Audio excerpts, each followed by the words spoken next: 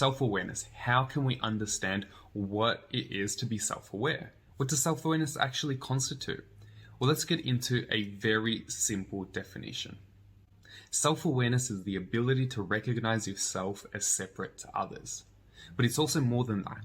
It's about recognizing where you've come from, what's influenced you to be who you are today, what your strengths and weaknesses are, what kind of temperament you have, what your personality is, how you carry yourself around other people, your motivations, values, and even your mindset around change.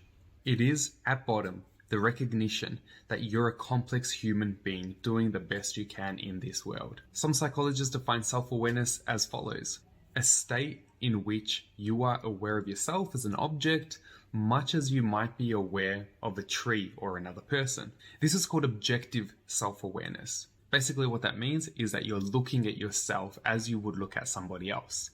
Let's dig a bit into philosophy for a moment, just to get the theoretical underpinnings of self-awareness as objective. The French philosopher Jean-Paul Sartre said that we can only become self-aware in the context of other people. So what does that mean?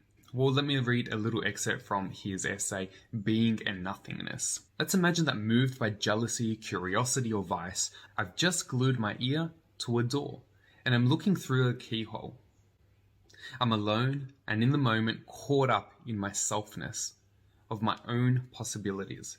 Something is happening behind that door, something to be seen, a conversation to be heard, and the door as well as the keyhole are both tools and obstacles in that moment. Suddenly I hear footsteps in the hall, and I get up to see someone is looking at me. What's it all mean? Well, now I see myself because someone else sees me. Myself comes to haunt the unreflective stream of my consciousness. Suddenly, I am conscious of myself and escaping myself. I can see myself in the eyes of the beholder. I realize that I am for myself only as I am a pure reference to the other. So Sartre thought that you only become aware of yourself when you're conscious of how you feel you are perceived in somebody else's eyes. Until that point, you're pretty much just focusing on what it is that you're doing at that moment.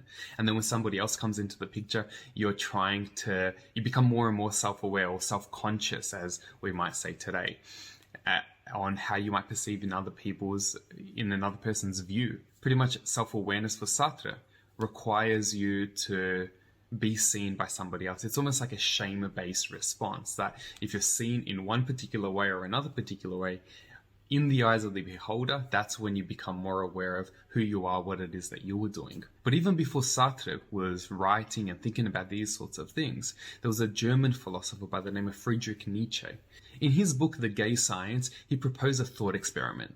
And I think this thought experiment really outlines how we are to understand our lives and our conscious awareness of ourselves, what we've done up until the point of you sitting down and watching this video today. Let me read it for you. What if someday or night a demon were to steal into your loneliest loneliness and say to you, this life as you now live it and have lived it, you will have to live once again and innumerable times again. And there will be nothing new in it, but every pain and every joy and every thought and sigh and everything unspeakably small or great in your life must return to you. All in the same succession and sequence. Even this spider and this moonlight between the trees, and even this moment, and I myself. The eternal hourglass of existence is turned over again and again, and you with it, speck of dust. Would you not throw yourself down and gnash your teeth and curse the demon who spoke thus? Or have you once experienced a tremendous moment when you would have answered him, you are a god, and never have I heard anything more divine? If this thought gained power over you, as you are, it would transform and possibly crush you. The question in each and everything, do you want this again and innumerable times again, would lie on your actions as the heaviest weight. In these examples, we have the psychological example of objective awareness, seeing yourself as other people would see you. And then you jump into Sartre's understanding that you only become self-aware when you are seeing yourself from another person's purview. And even earlier than that, you have Nietzsche's understanding of what it means to ask yourself these questions. Where have I been before, up until now? Am I willing to live this life again and again and again? And to really contemplate this sort of stuff requires a level of self-consciousness that other animals just do not have. We are blessed and cursed at the same time to have a level of self-awareness so we can see our actions, we can see what we've done and where we aim to be in terms of an objective awareness. Now, some people are swept up by the moment, by their past, by their potential futures and the anxieties that are carried with them, that they're not able to see themselves as completely distinct or are not able to see themselves objectively, so to speak. And so this is what I'm going to kind of run through today, because we are all made up of so many things. In fact, there are psychologists who say that there are a whole complexity of concepts and themes and things that make us who we are. These include things like norms and politics, class, culture, age, your role, your family, social media, workplace, values, gender, peers, status, region, socialization, subculture, hobbies, education, and even religion. I think this is really important because these sorts of things really do impact who we are and what we do and how we see ourselves. You've heard time and time again how people say, well, that's just me, I can't change who I am.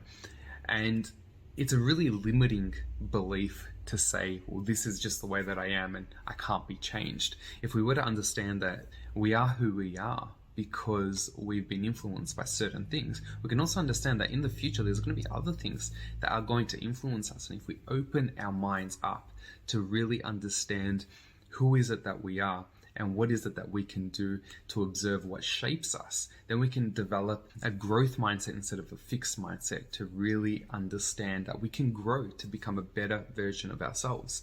And the first step is really understanding who we are and what we are doing and how we relate to ourselves as well as other people. But there's something else that needs to be acknowledged here. I mean, this is part of personality and our self-concept, so to speak. But where does temperament come in? How does temperament, which has been defined as the neural propensities that determine how we respond to other people and the world at large, how does that relate to what makes us who we are? And can it be said that, well, I am the way that I am and my temperament is, and I'm just emotional and all that sort of stuff because this is just how I've been born? Any one of us who has seen a child or have children will see that we can really see the differences between different children based on how they respond to their caregivers. And it's important to know that temperaments do exist and personalities and concepts are built on top of temperaments. So let's explore this a little bit. The neuroscientist Daniel J. Siegel refers to some studies that look at babies' temperaments, and he says the following: an easy baby was relaxed, happy, flexible, and responsive. A difficult infant was uptight, irritable, moody, and intense. A shy child took some time to get used to changes and withdrew from novelty rather than approaching the experience like others. So that's important to understand. Infants have their own idiosyncratic responses based on their genetic makeup and their temperament. But let's look at something else here, because this is really important to understand. Siegel goes on to say, it wasn't the child's temperament that predicted outcome later in life, but rather the match between the child's features and the parents' or school's expectations. Okay, why is this important? Well, I think it's important to understand that biology does not make up destiny. And it's really paramount to understand that even though we may be dealt a certain hand, it is up to us to play that hand in our day-to-day functions. And how other people respond to us really builds how we understand ourselves.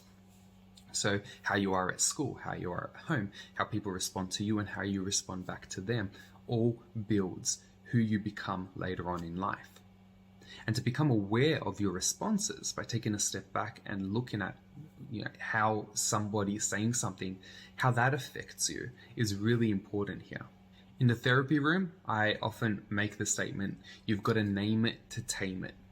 And what this means is that when we name something that we're experiencing, or when we try to name what we're going through in the moment, what we believe, what we hold, what we feel, that's the first step towards taking a stand and taming these often uncomfortable but really important aspects of our personality. Self-awareness isn't just unique to humans. Now, of course, humans do have an advanced level of self-awareness, but we see self-awareness evident in other animals. For example, animals such as orangutans or dolphins, elephants, and even magpies have some level of self-awareness. If you can believe it, even some fish have a level of self-awareness that was otherwise unnoticed. Now, how would one measure this level of self-awareness? Basically, it's all around mirror recognition. So you paint a particular color on an animal, then you put them in front of a mirror. If they recognize the color in some way, trying to scratch it or kind of paying more and more attention to that side of the body, then they have a very basic level of self-awareness. Humans develop this at around 2 years of age. Otherwise, they'd look at the mirror without much of a recognition of who they are. A really interesting case in terms of an ape is the orangutan Suma, who was an orangutan in a German zoo. What Suma did was it used to put cabbage leaves on its head and then really look at itself in the mirror. Some researchers have posited that this includes a very basic self-awareness that includes some sort of self-esteem, where you're trying to level up your perception to yourself and trying to see yourself in another way than you originally are. For her, it's putting on a headdress, which is a really interesting finding. In a previous course for academia on confidence and self-esteem and self-regulation, I looked at the interplay between these concepts. And what I found was these particular things work in unison.